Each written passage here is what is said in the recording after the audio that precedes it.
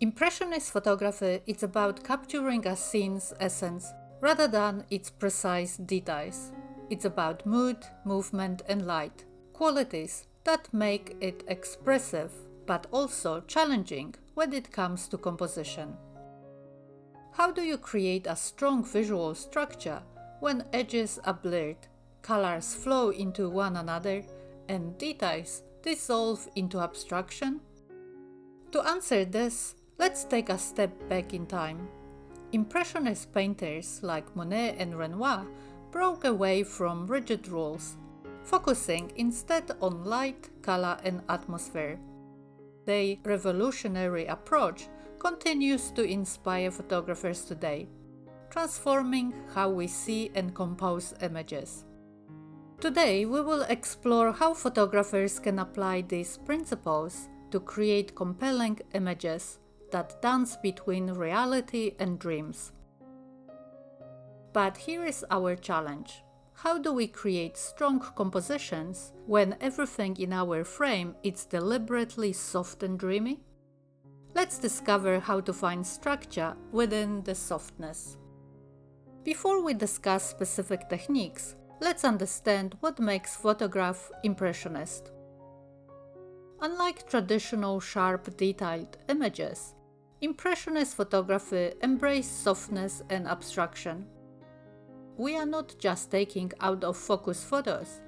We are deliberately using soft focus to transform ordinary scenes into emotional experiences. Think of it like this. Traditional photography often tries to freeze reality, while Impressionist photography aims to capture how reality feels. Now, let's tackle one of the biggest challenges in Impressionist photography. How do we keep our images structured when everything's soft? It's like trying to build a house out of clouds. We need different kinds of foundations. Let's start with one of our most powerful tools, selective focus.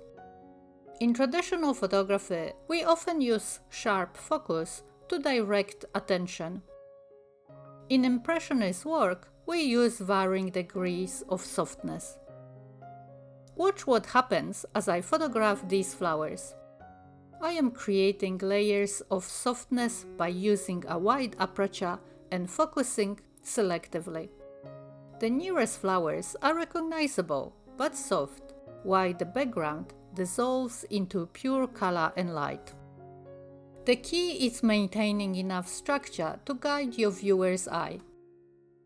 Notice how the flowers, though soft, create a natural path through the frame.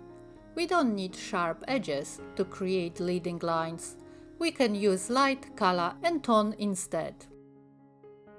Now let's discuss color separation. Notice how these purple flowers seems to float against the green background. Even though everything is dreamy and soft, the colors create natural boundaries. Here is a pro tip. Look for colors relationship that create gentle tension. You don't want colors fight each other. Remember, we are aiming for impressions, not explosions. But you do want enough separation to keep your elements distinct. And this is pure magic. See how the light filtering through the leaves creating natural patterns? These light and shadow shapes become our building blocks. We don't need sharp edges when nature's geometry works for us. Watch what happens when I move to shoot directly into this filtered light. The backlight creates natural halos around objects, turning them into the luminous shapes. Even in complete softness, these glowing edges define our subjects. Remember, in Impressionist photography, we are not trying to eliminate structure, we are just finding softer ways to create it. Let light be your line, let color be your boundary, and let shadows shape your space. The key is to think in terms of relationships rather than edges. How does this bright area relate to the dark one? How do these colors play off each other? How does light wrap around and define your subject? Answer these questions and you will find structure in even the softest scenes. Now let's discuss breaking the rules creatively. Traditional composition often emphasize balance and clear subject placement, but in Impressionist work, we can be more experimental. Don't be afraid to place your main elements partially out of frame. Use negative space boldly. Let blur and softness create natural vignettes that draw attention inward. Common mistakes? The biggest one is confusing out of focus with Impressionists. Notice the difference between these two images. The first is simply out of focus, while the second uses selective focus and layering to create depth and interest. Remember, the goal of Impressionist photography isn't to abandon composition, it's to find new ways of using it. Look for structure in light, in color, and in the flow of soft shapes across your frame. Let the technical imperfection serve your creative vision.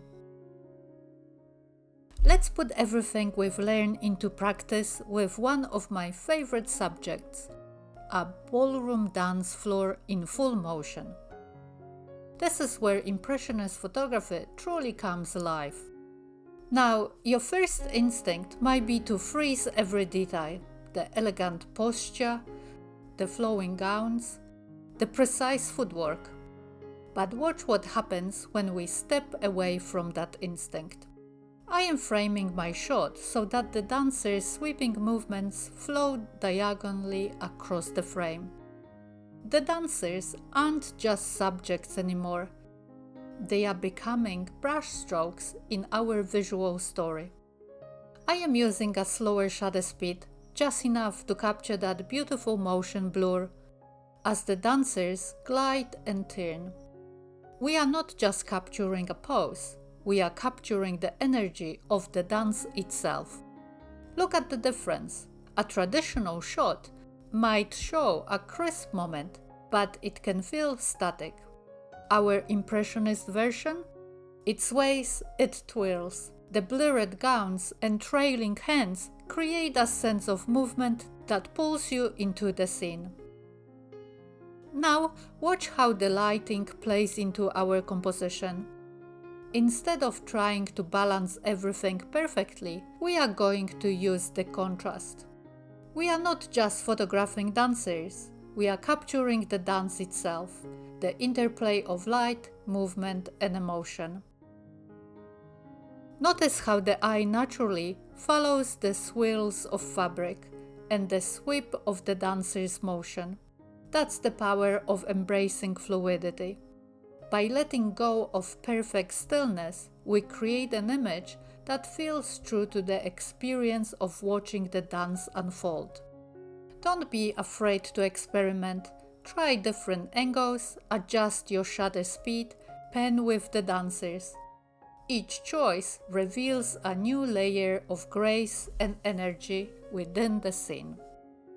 Remember, every great photograph starts with seeing differently. Sometimes